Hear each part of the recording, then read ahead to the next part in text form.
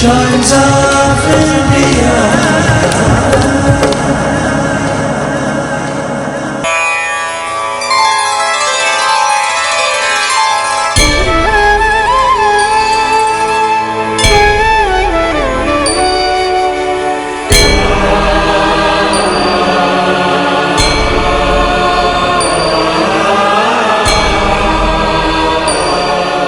भस्मकूट पर्वत पर माता भगवती आदि काल से विराजमान है।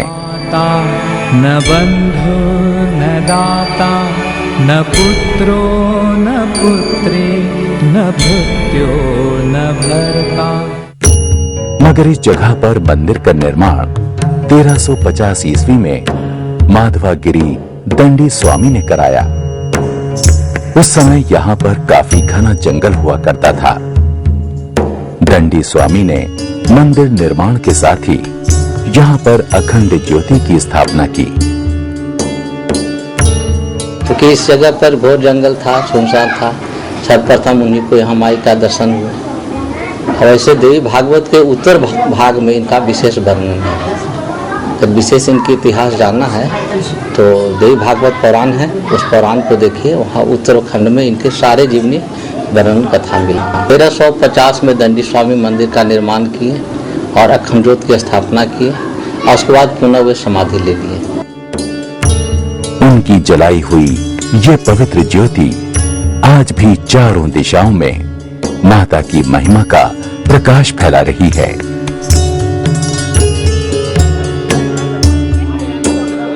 माता का मंदिर अपने नाम की महिमा से अलग देखने में काफी साधारण है।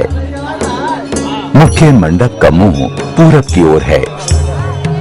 गर्भगृह का दरवाजा छोटा होने के कारण बाहर मां के दर्शन को लेकर थोड़ी ज्यादा हलचल रहती है।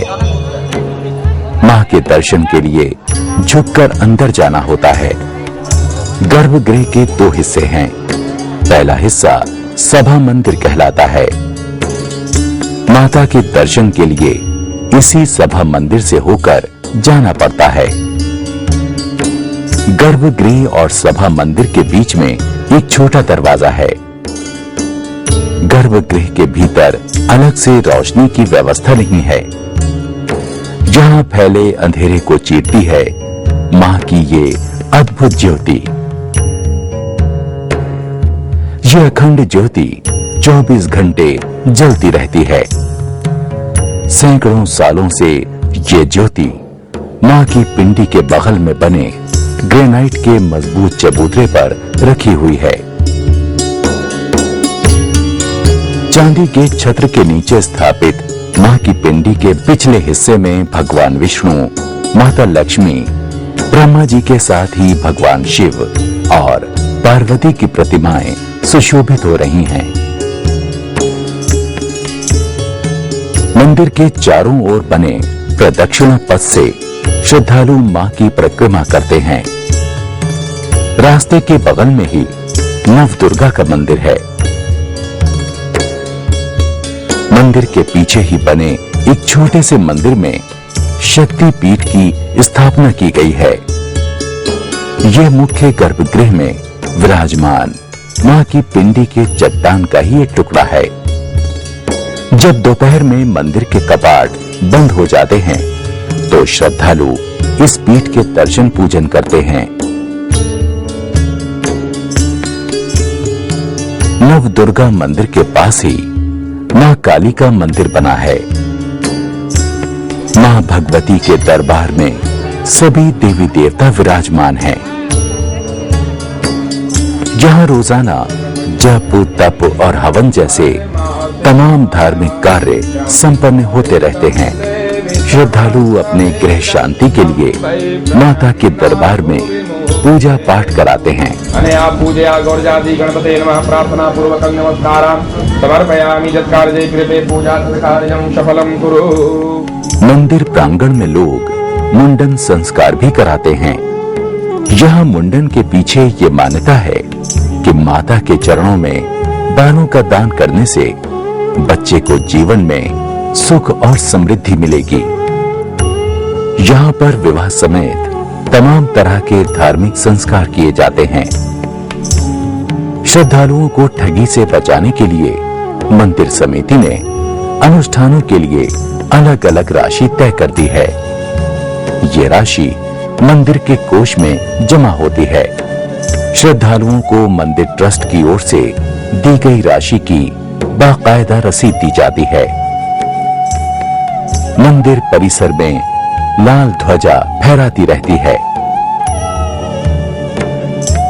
इस ध्वज के चारों ओर श्रद्धालु कलावा बांधते हैं। कहते हैं ध्वज दंड पर रक्षा सूत्र बांधने से संकट मिट जाता है। यहाँ के कण कण में देवत्व के सहज दर्शन होते हैं। माता के मंदिर की ओर जाने वाले रास्ते में ही विघ्न विनाशक गणेश जी की प्राचीन प्रतिमा के दर्शन होते हैं। यहाँ पर भगवान शिव कई रूपों में स्थापित हैं। पूरब में मंगलेश्वर शिव और भस्मेश्वर शिव हैं।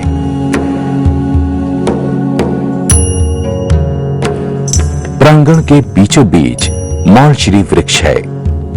इसके बारे में कहा जाता है कि यह हमेशा ही हरा भरा रहता है।